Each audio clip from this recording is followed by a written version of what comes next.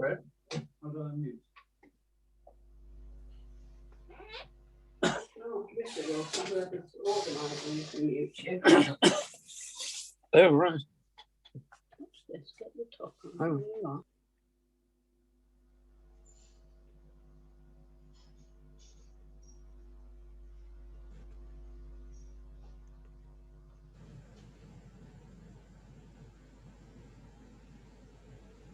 I'm sorry, I've still got this notes page on.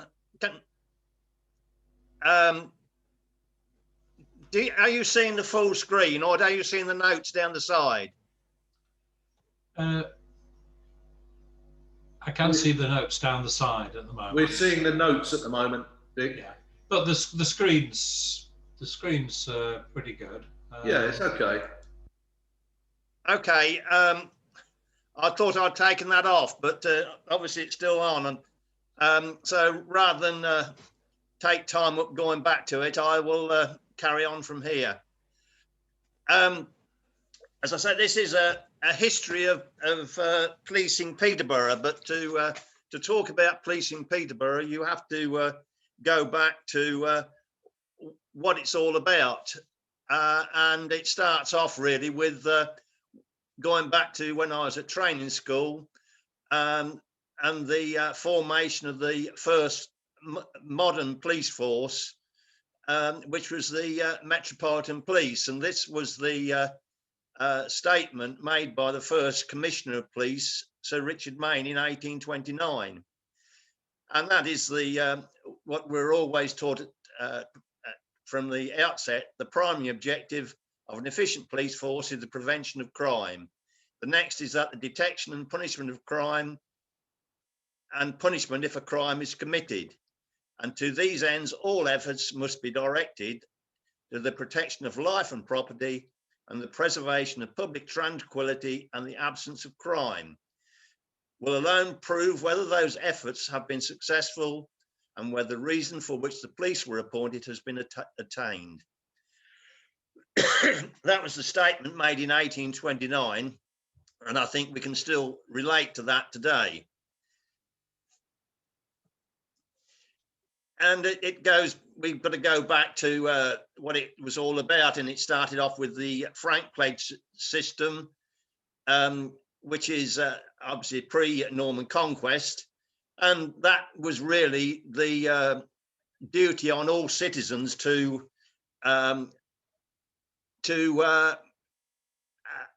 really contribute to the keeping of good order. Those that weren't expected to take part in this was the clergy, women, and children under 12, and also the gentry. The gentry had no part in this; they didn't have to do anything about it. And in 927, we've got the formation of the ancient soak of Peterborough. The soak of Peterborough, that's not a drunkard.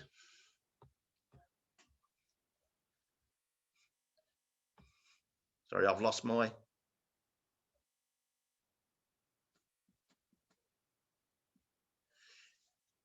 It's derived from an ancient word of soak or sack, and it the power is granted to appoint justices for the power of jail delivery and punishment by death. The justices of Peterborough had a unique place in history. The quarter sessions, the judges of the quarter sessions had no right to appear in the courts of Peterborough. This was, when I say unique, there's only one other place in the country that had similar powers, and that was St Albans. And it was the abbot who appointed the justices. In 1066, is where the first really expression of the word constable came from, because the constable is an ancient word and actually means keeper of the stables. But the 1066 and the Norman Conquest actually brought about the constables who were responsible for the security of castles and such like.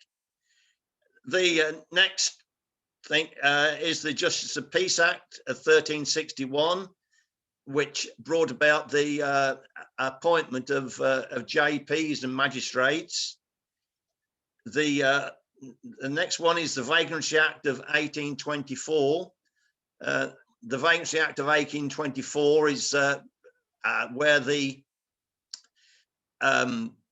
it was a result of the Napoleonic Wars, with so many soldiers and sailors coming back from the wars, hadn't got jobs, and were causing trouble on the streets with begging, and it brought about such laws of exposing wounds and sores for the purpose of receiving money. Then the Metropolitan Police Act of 1829 brought about the first police. Then the Municipal Corporations Act is when the police began to extend towards the counties. The County Police Act of 1839 actually extended that, but it wasn't until 1856 that all local authorities in the country had to provide a police force.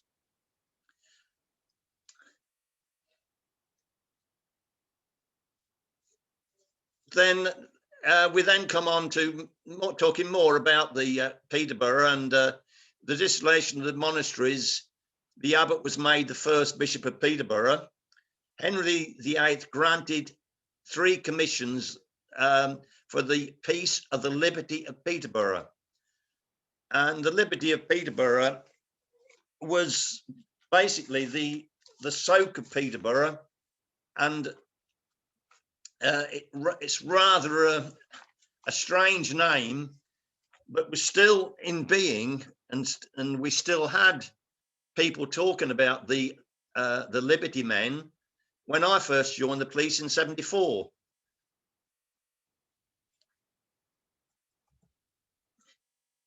And so that's the Norman Conquest. And these are 2 constables. The gentleman on the right is Nick Houghton. He is the Constable of the Tower of London.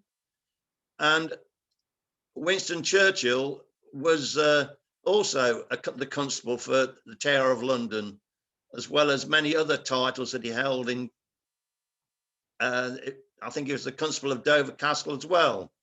Well, moving on, the various acts that came about was always tended to follow a war, and the 100 Years' War brought about the Justice of Peace Act, and there's still one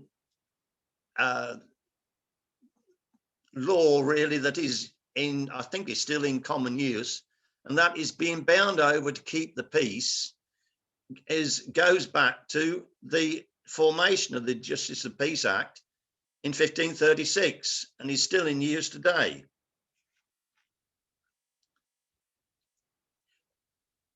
Then this is the where we begin to see some examples of and hear about examples of constables. And Dogberry is referred to in Shakespeare, and it says, "You are thought to be the most senseless and fit man for the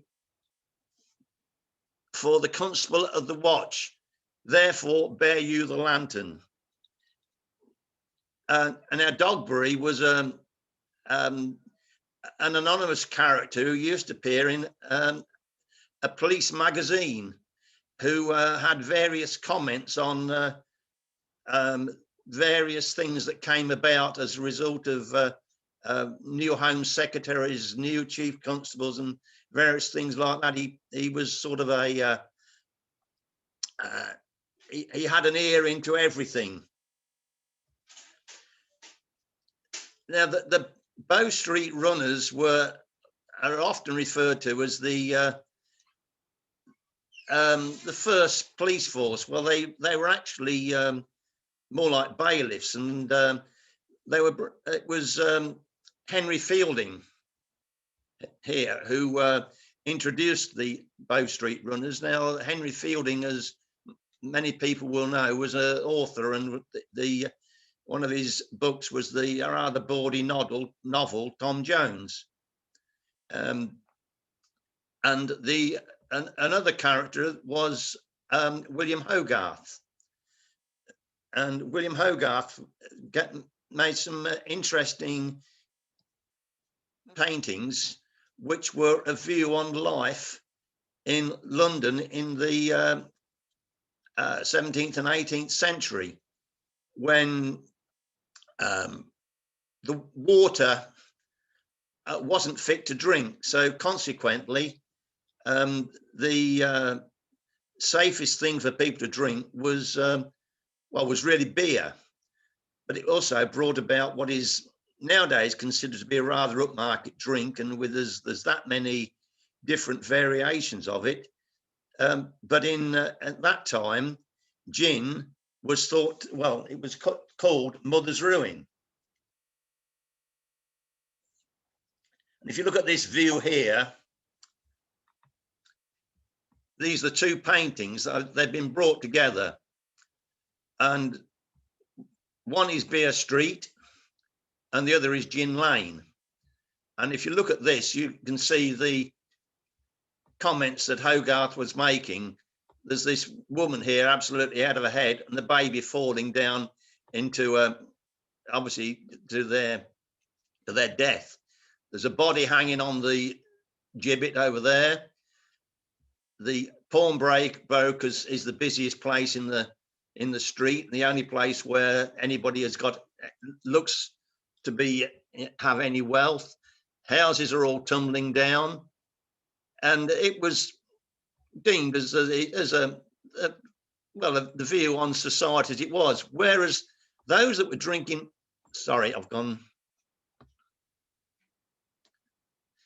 those that were drinking beer,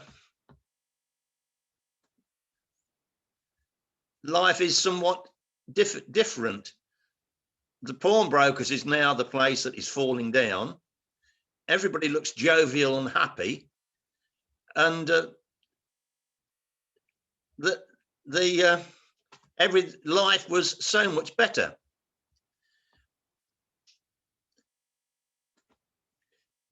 And this is getting to a more local comment. This refers to a Mr. Myers, who was executed at Fengate Jail in 1812, and his offence was homosexuality. He was caught in a compromising position in Burley Park with another gent, and the other gent turned it into a witness. So one was a witness, and the other poor soul was hung on the gibbet at Fengate.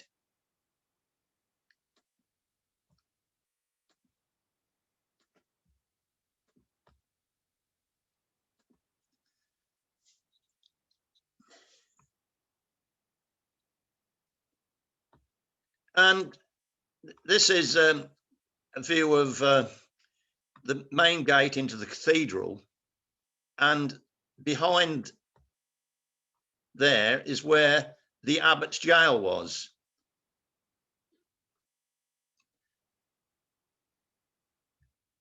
Until 1842, and then became known as the King's Lodgings.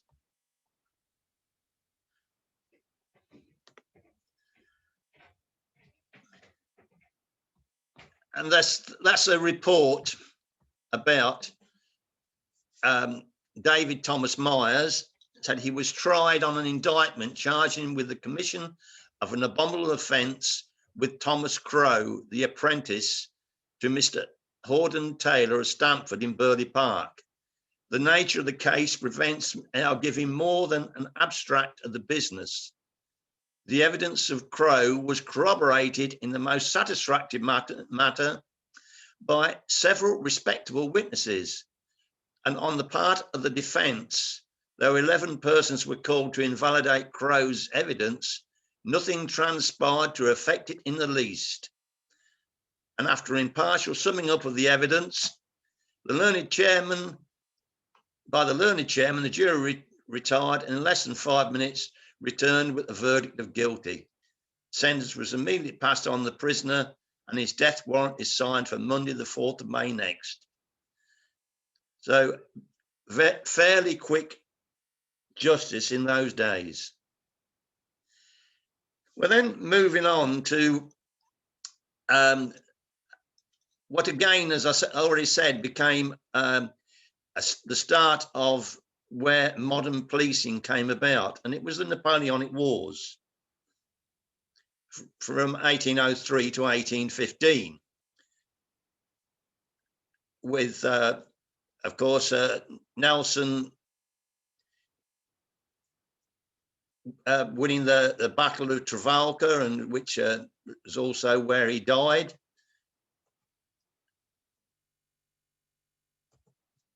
And then Arthur Wesley, the Duke of Wellington, of course, with the final battle, the Battle of Waterloo, where the French were finally defeated.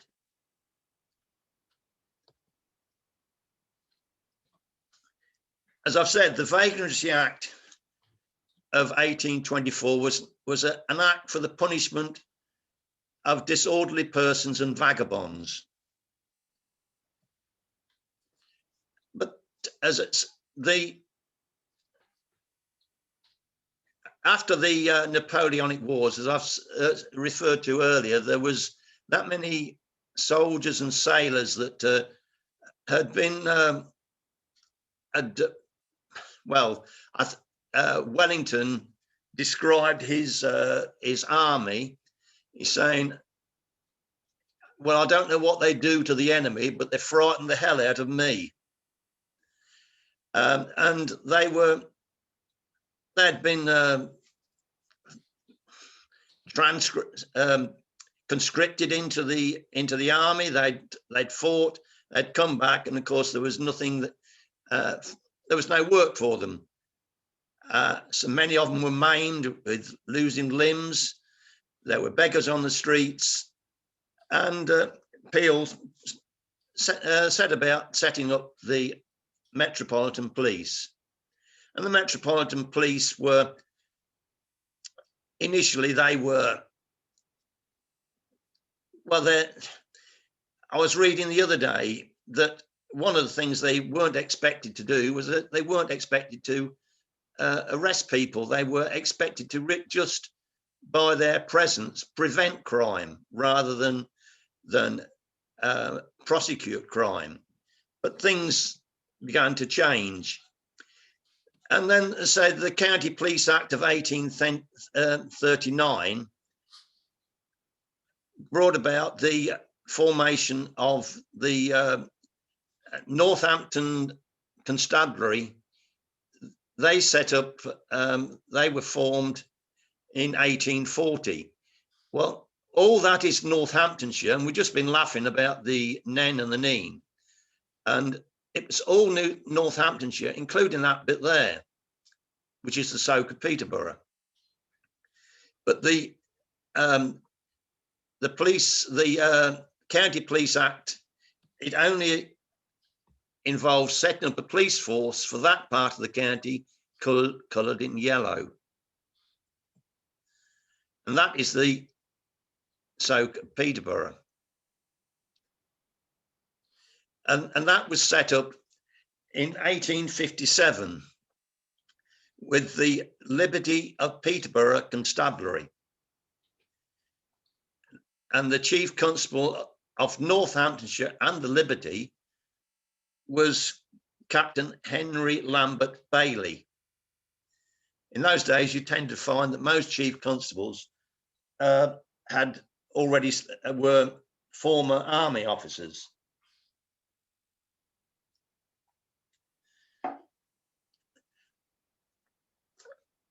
And the Chief Constable of Northamptonshire actually carried on being the Chief Constable for the Liberty of Peterborough right until the 1930s.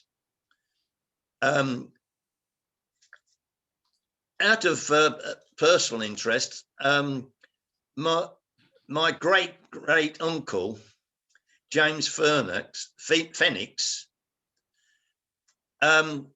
joined the Liberty Constabulary in 1860. He transferred to Northamptonshire in 1867 and reached the rank of superintendent at Oundle and retired in 1906.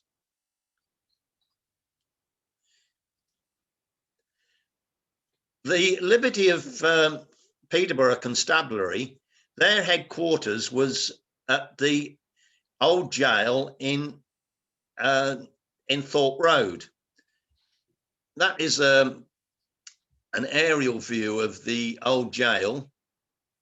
And that part, as most people will recognise, is still standing. And that was where the Liberty of Peterborough headquarters were.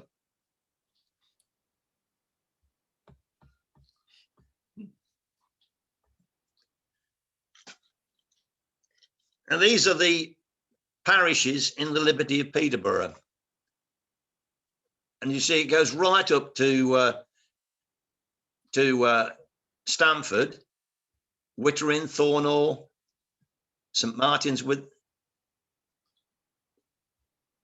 Stamford, St Mark's, Pillsgate, Barnacle, Pillsgate, coming right round here to Borough Fen, Peterborough, but not Thorney, didn't go out as far as Thorney.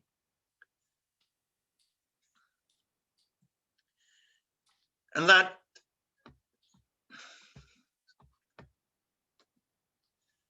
is the old police station.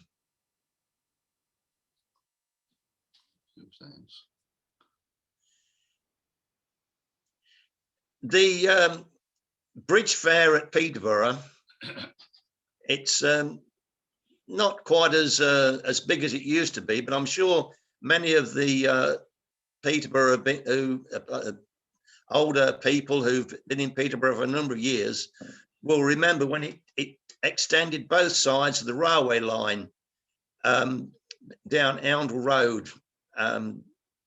That car park is still called the Fair Meadow. I don't think it is held there anymore. It's now held on the embankment, but it was a really big fair. And in 1869, they asked Huntingdonshire for the loan of police to help them police the bridge fair because of the pickpockets. There were 11 arrests for gaming, 3 for watch stealing, and 2 for housebreaking.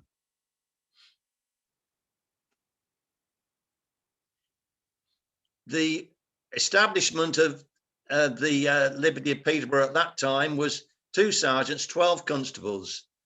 But it included the whole of Peterborough as well as that time. They policed the whole of Peterborough and all the villages surrounding. But then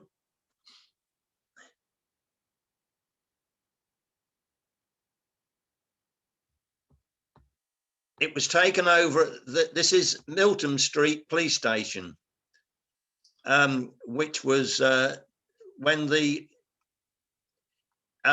City of Peterborough Constabulary was set up.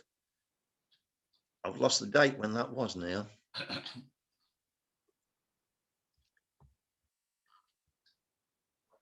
1822. No, that 1822 was when it was built. It was, but I think the City of Peterborough,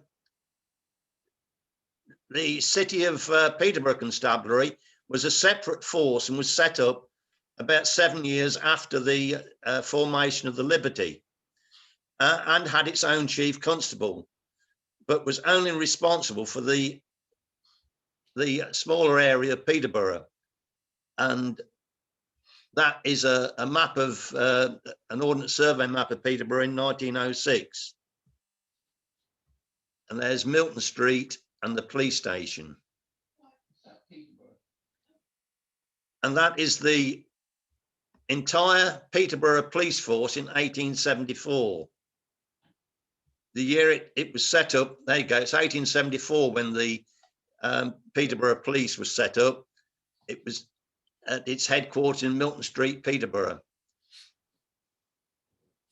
And that is the chief constable sitting in the centre. But that's the entire establishment of the Peterborough police. Pay for a constable is 20 shillings and sixpence, with clothing provided, minimum 5'8" tall, not under 21.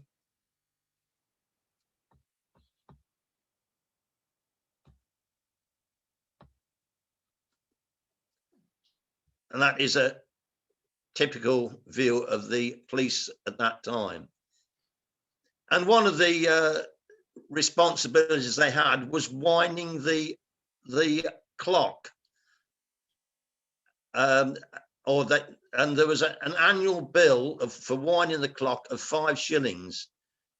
And the proposal was that it was taken over by a constable, but that was defeated, and it had to be carried on to be.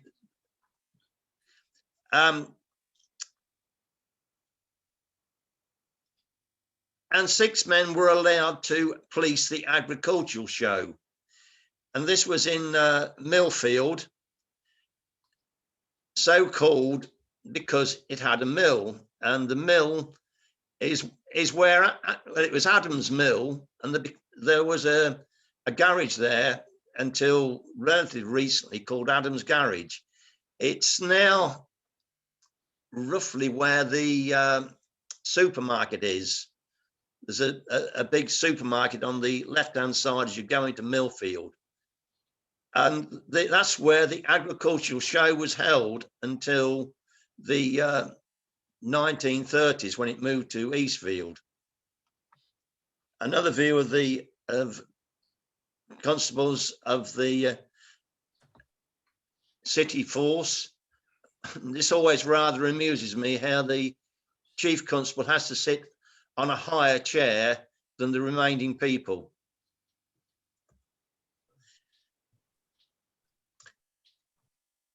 In 1880, there was it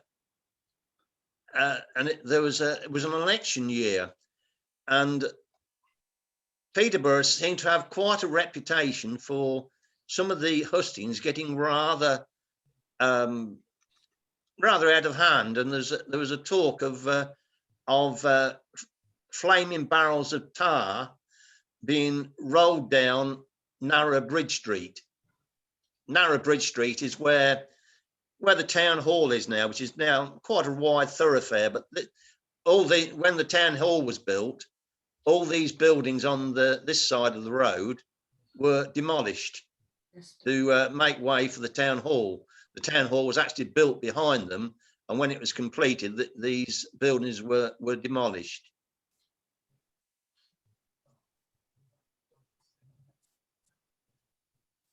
There's 1885 scenes of great disorder again, when barrels of tar were sent rolling down Bridge Street. They called out 20 reserves, and 35 constables made a baton charge, leaving blood splatters and broken glass in the marketplace. The marketplace at that time, isn't it, was Cathedral Square.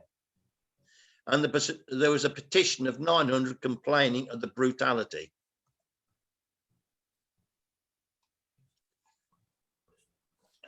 There's an example of the 57 Hankey Street. Sorry, Dick. Sorry? Sorry, you carry on. This guy, Charles Gray of Hankey Street, were charged with stealing 1.5 pounds of brass weights and 1.5 pounds of iron weights and 2 boxes of cards, the property of Smith Pope of Cromwell Road.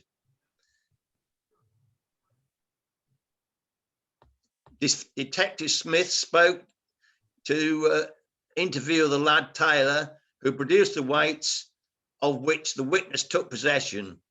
He admitted taking them, and when 3 pleaded guilty and each received 8 strokes of the birch. Peterborough City Police in 1905. That's the detective. Who was it was saying about +4s?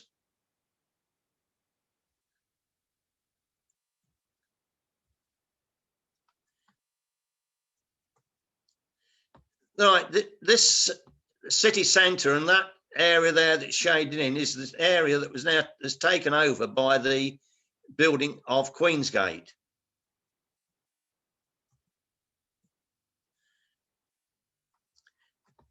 In 1911, this is the proclamation of George V. The masses crowds.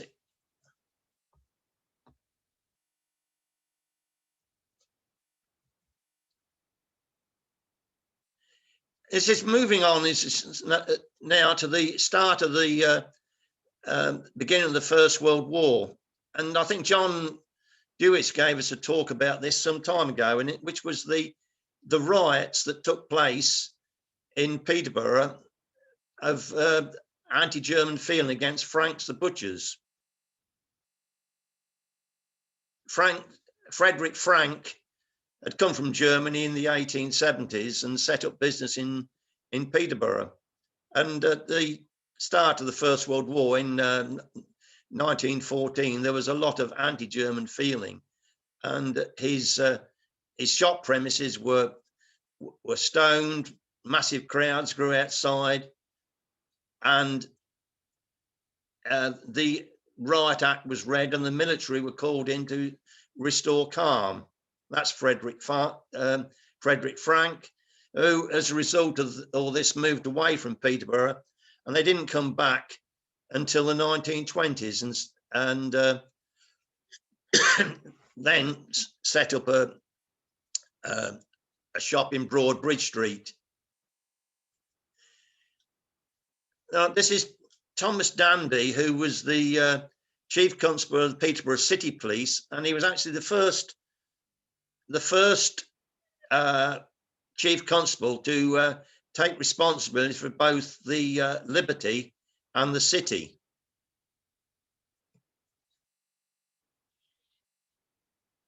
That's a civic funeral, which it's believed that could possibly be the funeral of the Lonely Anzac that people may recall. He was taken off the train to Peterborough Station. He was on his way to Newcastle after being wounded on the Western Front.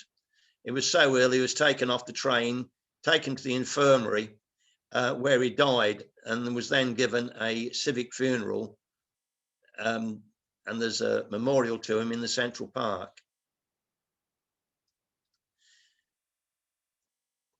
Now there's putting out a guinea reward for anybody who can give information about the damage to fencing and the coping stones, the property of Maxey District Drainage Board.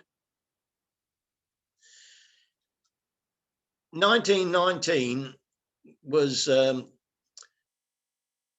strike that shook Britain. At that time, there was the representative body of the police was the Police and Prison Officers Union, and they'd been arguing for a number of years over the poor service conditions for the police, and in 1919 they went on strike, which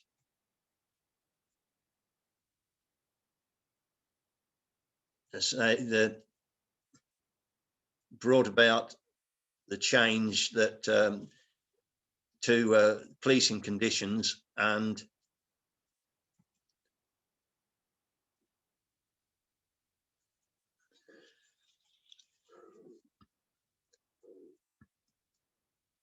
mob runs right Liverpool, a man killed, and £300,000 of damage to property.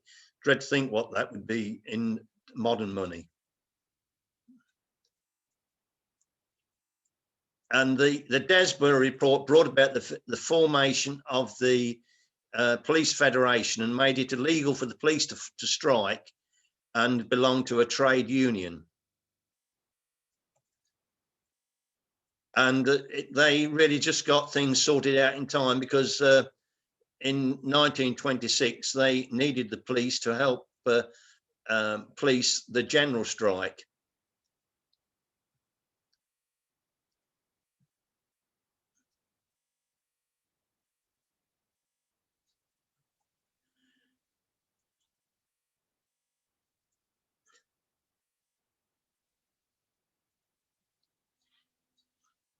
And this is the visit to the Peterborough city of Peterborough by the then Prince of Wales, who later became Edward VIII.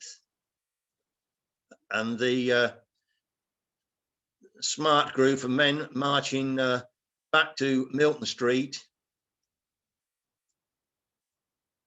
That building was in, I've forgotten the name of the street now. It's another area that's disappeared under the development of Queensgate.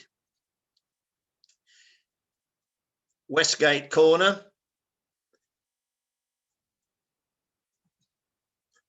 And by the 1930s, police mobility was beginning to come around to the police, and that's some examples. Not exactly Peterborough, but some rather unusual vehicles: a motorcycle and sidecar, and this strange three-wheeled vehicle. And this gives the view of the chief officers of the Peterborough Police. See, in 1857, the Liberty of Peterborough Constabulary, and then 1874 is when it became the two forces. Then we're moving on to, Thomas Danby took over both forces in 1931. He was followed by Francis Markin, who was chief constable of both forces from 43 to 47. Then in 1947, it was the Peterborough Combined Police were formed. For many years, there'd been a site had been earmarked for the new police station in Peterborough. And that is the site. Some of it you may remember, oh well, it's still there. That building is still there. That is the Customs House on the Neen. That building only fairly recently went in the development of the Rivergate complex. That disappeared, and that's now flats.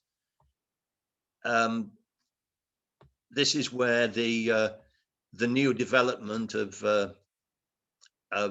Fletton Quays is now,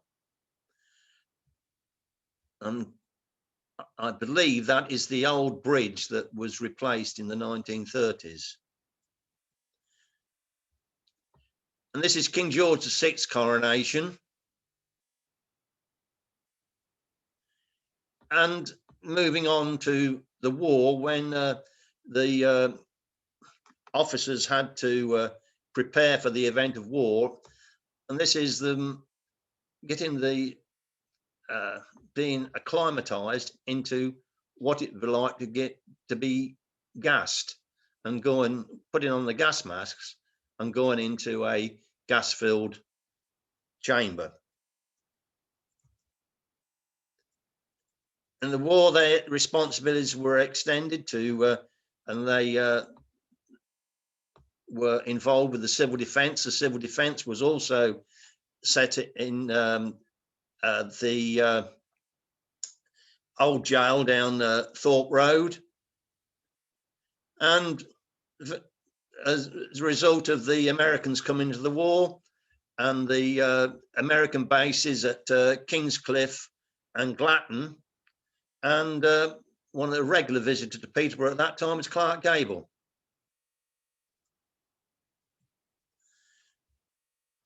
And Jimmy Stewart. And that the two of them there were taken in the US Officers Club, which was at Peters Court, and that building is still there. So that was then 1943, as said, Fred Markin or Francis Markin was appointed Chief Constable of the two forces.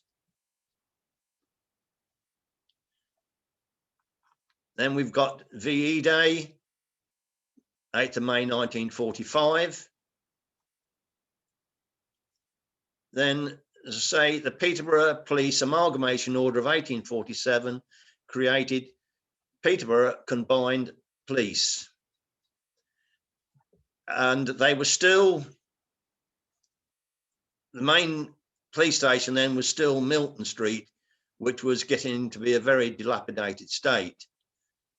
I can remember doing these signals in being taught how to do them at police training school, and there was a road set out in the grounds of the training centre at Eynsham Hall near Oxford, and you had to stand in the middle of this because it was a crossroad, and the rest of the class would pretend to be cars, and you had to direct them by doing the hand signals. And some people may remember seeing the bobby standing in the box directing traffic, and that's in Bridge Street, and that's where the police station was eventually opened in 1957. And as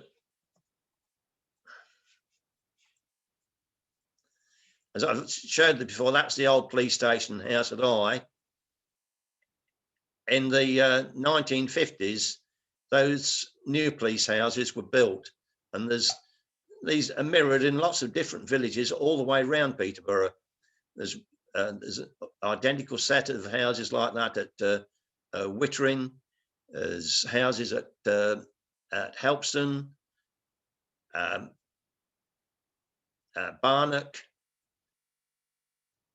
Quite a lot of the villages around the outskirts of Peterborough are identical to that, when there was a village police officer in each village. Then they needed to find temporary accommodation while the new police station was being built. And the location that was chosen for that was the old RAF station at Westwood, which was being decommissioned in the early 50s. And for about 5 years, the police operated out of the guard room at Westwood, adjacent to the Baker Perkins factory. That is the building that, or part of the buildings that were being used. And this is where they policed the city from. It's the old town hall, which was in the gap between St John's Church and the Guildhall. And that was used as the city centre police station for about from around about 1947 till the police station opened at Bridge Street. That's a typical view of when you had to meet the inspector. He came out and you had to throw him a salute. Now, this is an example of how they policing went at that time. That's a beat card, and that tells the constable he carried this, and these were the points he had to be at throughout his shift, and there were different ones for the day and night, and it was before the days of radios, and if they were required, there were police pillars at various places, police pillars and police boxes that were used to alert them that they got a message for them. And that house in Longthorpe was the Chief Constable's house. And that is a beat card which actually takes a bobby by that house. And there's one of the police pillars. We didn't have too many of those around Peterborough, but that is an example of how they got the messages to them at that time.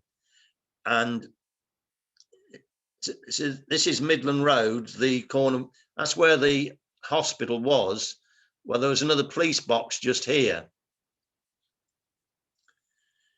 Now, this is the Magistrates Court. That's the old Woolworths building. That's a roundabout. Now, this lamp standard is an interesting example, because on that lamp standard, you'll see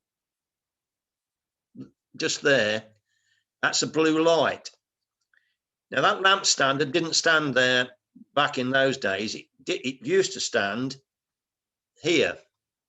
And this is Burley Square, near the Burley Square Club, Park Road,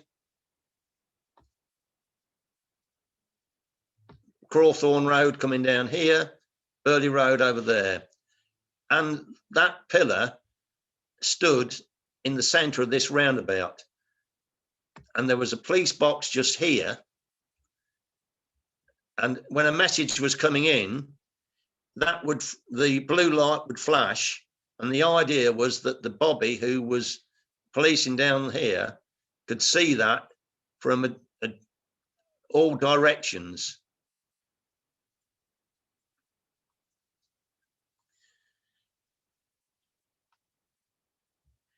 Now, this, again, these are all village bobbies. This is Newborough.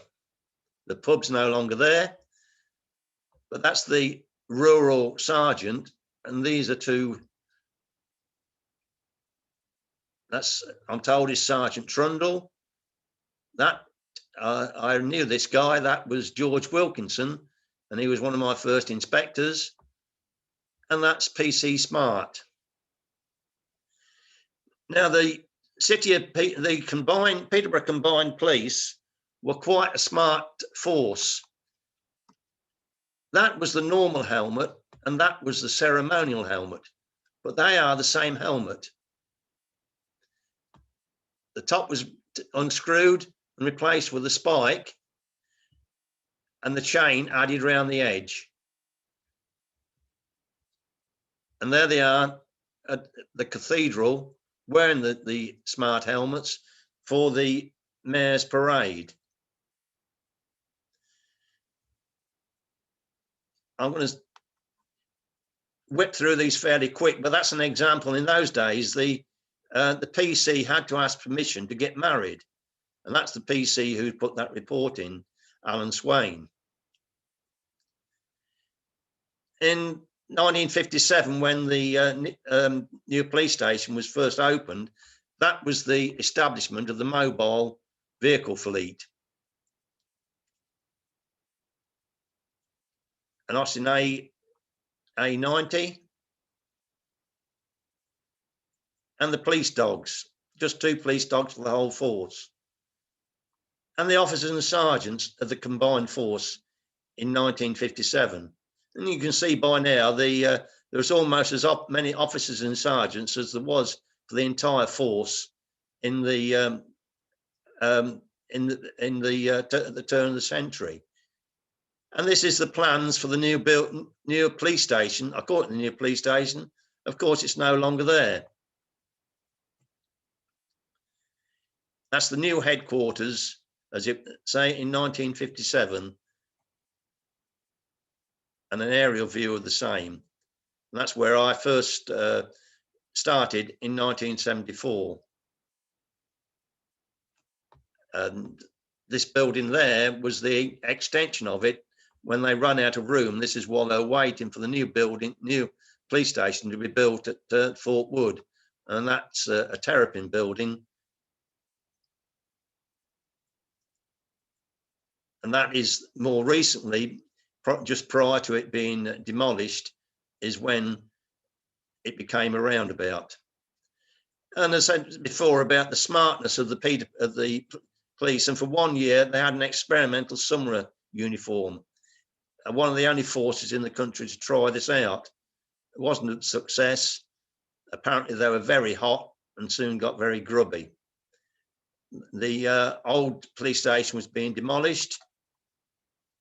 And this is another thing that we had to deal with in the 60s and 70s, and that is part of the early warning system.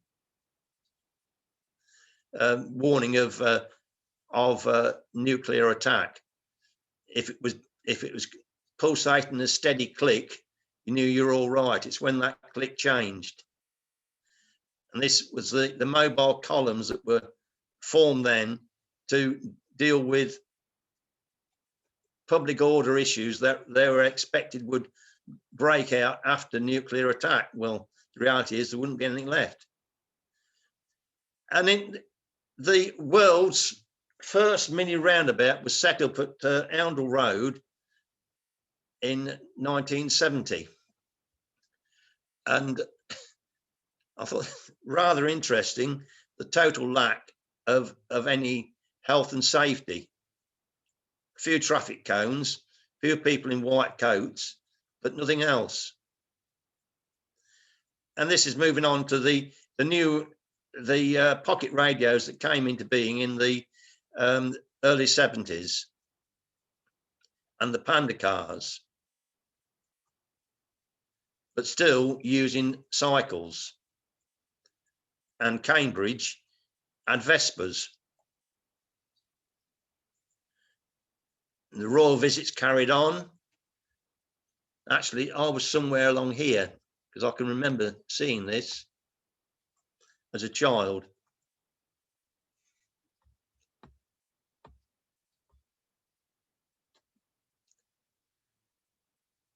The old Duke of Edinburgh at East of England show. And the royal visit, that was the Maunday money in 74. The Queen Mother, she made quite a few visits to the show. The Queen again on the opening of the Crescent. And a football match. And there's yours truly getting involved there. And a lot of people, I think, will recognise this bloke, Sharka Harlock. And that's PC Ted, who went around the world a few times.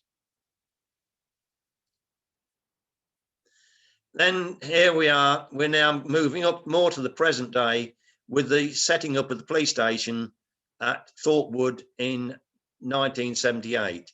It actually opened on the day that I went into CID. And the reason it was built there is because Castor was expected to come in with the townships, and all this area of Castor would have been developed, but all that was put on ice, and it finished up with just the developed area coming roughly across there, and of course then moving out into Hampton, which isn't shown on this proposal from the master plan of the Development Corporation. There you are. That's where we are with the police station. And again, that's the CRD office with yours truly on the opening day, which was opened by the Duke of Gloucester.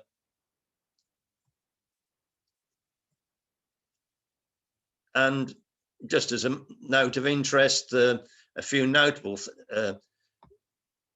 things about Cambridgeshire. That's Crick and Watson and the Eagle pub, where they went to celebrate the finding of the discovery of DNA. And that's the Sir Alec Jeffreys, who actually went into to more what DNA could do, and it was introduced it for the detection of crime, and it was first used in 1968 in the conviction of Colin Pitchfork, who was the first person to be convicted of murder with DNA. And a local one, the murder of Ross Parker, that is the knife that was used. And despite the fact that it had been washed, Ross's DNA was found in the serrations of that knife.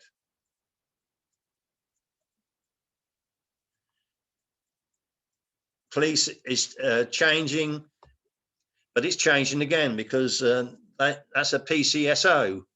And as most people know, PCSOs are now being phased out and we're getting more police back. And that is the Police and Crime Commissioner, the old Police and Crime Commissioner who got sacked. And things are still changing, which brings me back to say, well, that's my little bit on Peterborough Police and the development of it and how things have changed. So I'll say good evening all.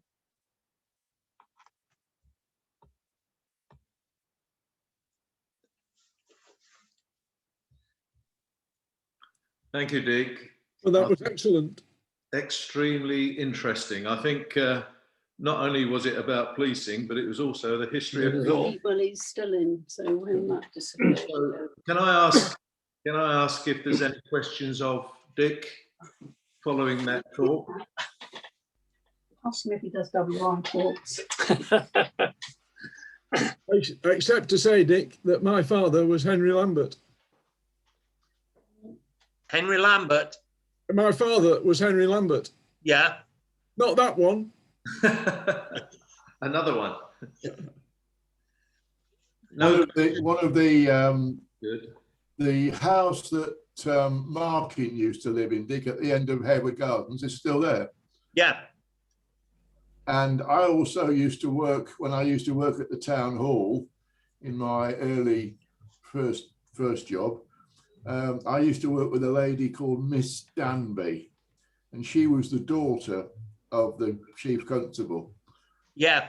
Yeah. You remember Danby? Yeah. Well, no, Danby was a little bit before my time, but yeah. Yeah. He was the chief constable. Just as a matter of interest, more for those who are involved with the Bowls Club, Barry Ventus, his father, was Markin's gardener. Really? I didn't know that. Yeah. Apologises for being late on the scene, but I couldn't connect to Zoom this morning for some unknown reason. I was fiddling around for half an hour trying to get a connection. But anyway, Like a good fiddle, Jeff. I reckon you were doing a bookies runner. So can I then, on all behalfs, thank Dick for being our speaker today. Excellent. Yeah, thank you very much. I still remember Dick as a TV star. I don't know if you remember seeing him on the local television when there was a local murder or something going on, and Dick would be there representing the police and telling them what stage of the inquiry the local murder case was. And I think he went around signing autographs and everything. He was quite a star. But I didn't get any money out of it. Can we thank Dick in the normal way, please? Thanks, Dick. Very good indeed. Yeah, thank you. Just one thing before you all go. I think this is the best book, one of the best books for people to look at. I think Dick's used some of the photographs from the same book. Yeah. I've got no comment to make on that, on the ground I may incriminate myself. Well, you've got to use them somewhere, Dick. So we'll move on to the parish notices. But before we do, can I just say, as you know, the President's Lunch now is on June the 30th at the PMGC, the Peterborough Milton Golf Club. And a reminder that the payments need to be made before the 31st of May, please. And if anybody wants to sit particularly with anybody. We have 7 or 8 tables. They're either 8s or 10s. If anybody wants to sit with certain people, just let us know and we'll try and arrange that. So, parish notices, gents. Eric, do you have anything? I don't really, Stuart, I'm afraid. Everything I've got's been included in the round robin, so nothing more to add. Super, thank you. Ian, Treasurer? Yeah, only just to say, not only am I collecting for your lunch, for the President's lunch, I'm also collecting the entrance fee for Shuttleworth on behalf of Terry. And again, to remind people, that needs to be in by, I think it's the end of June, isn't it, Terry? Yes, the end of June. Yeah. What are you asking for So there? far, I've had two people's money. That's all for that one. What do we owe, Ian? £16. £16 per person. Yeah. £16 per person, yes. Yeah. Excellent. Thank you. Can you remind us what the President's lunch was again? £18 18. £18 per person. Okay. per person. Just in case.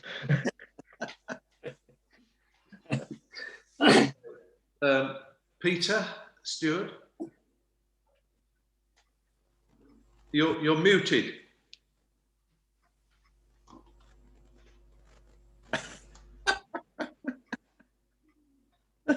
Unmute, Pete. Yeah. Can you hear me now, Mother? Yay! Hey. I put out a note to all the members sort of last evening regarding the increases at the Queen's Head, and I've only had one objection. Everybody else has accepted it. I just need to clarify, and I will put out another note, that the coffee is included in the subs. But the reason that I included it in the note that I put out was just to let everybody know, basically, that there was an increase in the coffee so that they wouldn't be surprised. I think, Ian, you said to me previously that coffee is included in our annual. Yeah, it's included in the sub, so it won't make any difference to the individual members. That's right. So really, the only thing that you're going to have to pay extra for is £2.50 when you go for lunch. Yeah. But I'll put out a note to clarify that, because one or two people have said, I thought, or they thought that it was included, which it is. Yeah. But yeah, I've had positive response all round. Okay, Pete, thanks very much. When you consider that you have the main course, you have a pudding or sweet, and then you have coffee and tea, it's still very reasonable. Agreed. Welfare, Tony. Nothing to add, Stuart. Excellent. Okay, good. Dick, on the speaker finding or anything else? Yes, we've got name escapes me. We've got a visiting speaker for their final Zoom meeting. Senior moment, I've completely got a blank on who it was. But the first live meeting, John Dewis is going to provide us with a little talk about a local hero. Oh, good. Oh, good. John's talks are always very interesting. Yeah. And then I'm in the process now of once we've established that we are back at the Queen's Head and moving forward, I'm in the process of filling in. But we've got one for July. We need one for August, September, and of course October. I think is the AGM, is it not? Yeah. Yeah. Yes. So November, that will take us to the end of the year. Excellent. Thank you, Dick. I suppose really it all depends upon this Indian variant and everything else, the next steps and everything else, but I don't want to get Bill going again. So Thank you.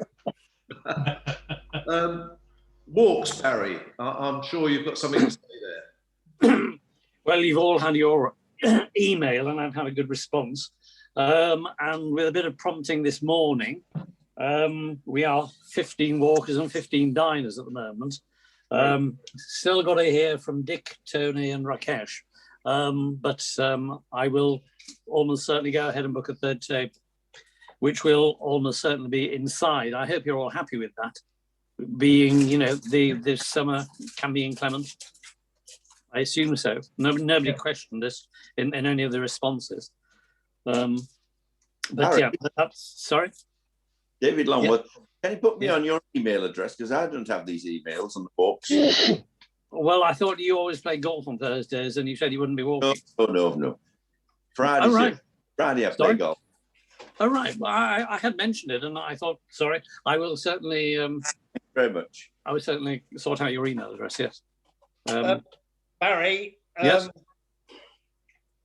I'm because of the taking advantage of the caravan, I don't always know whether I'm going to be available on it, because being a Thursday, it's a Thursday we do tend to go to the coast and going. Yeah, I do appreciate that. Tony, have you anything to offer? Tony Benz, we're all quiet. Are you walking? He's still on mute. You're on mute. You're on mute, Tony.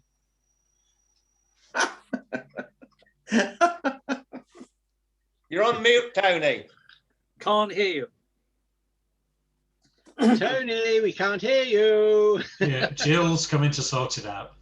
I think it's most amusing seeing people's facial expressions when they, they get told they're on mute. And especially when their carer has to come and unmute them. Right. Are you Did with us get your verbally now, boots Tony? sorted out, John? Hey! Yeah, right. Are you joining us walking? Enjoyed your walking. Are you walking with us on the 10th? I hope so, yes. Well, I will reply to you. You will reply for me. Yeah. Okay, fine. Good. Okay, so that's it for me. Thank you, Barry. Are there any questions? Any other questions, gentlemen? Yeah, I'd just like to say, Stuart, it's been a pleasure to be able to enjoy the Zoom meetings and meeting up with all my old friends again. So you've got one more meeting on a Zoom, have you, for next month? Yes, we have. Just one more meeting, and then it depends. I look forward to that, and hope someone keeps me in touch to let me know when it's on, and then I'll join you once again. Yeah, that's good. Are you coming to the lunch, Derek? That I don't know, Stuart, at the moment. Okay. It'd be nice to see you if you can make it. Lovely. Thank you very much. Yeah. Any other questions, gents? Yes, Terry. Not a question, but just a reminder that I have provisionally arranged a trip to the Shuttleworth collection down at Old Warden to get the group cost for going around the museum. We need a minimum of 10 people. Well, so far I've only got 4. It's, you know, the transport down will be by our own cars, so you'll make your own way there. And hopefully we'll have a guide. I shall be applying for them, but again, there are limits on numbers and so on. I don't think the upper limits we need to worry about, but if anybody is thinking about it, on July the 22nd, I think it's a Thursday, then I'll be only too happy. Yes, it is a Thursday. I'll be only too happy to accommodate them. If you could let me know, and then also get in touch with Ian with the money that you owe for that. Thank you very much. That's great. So, any more questions? Right. So, thanks everybody for attending. I think it's been a good meeting. Very interesting.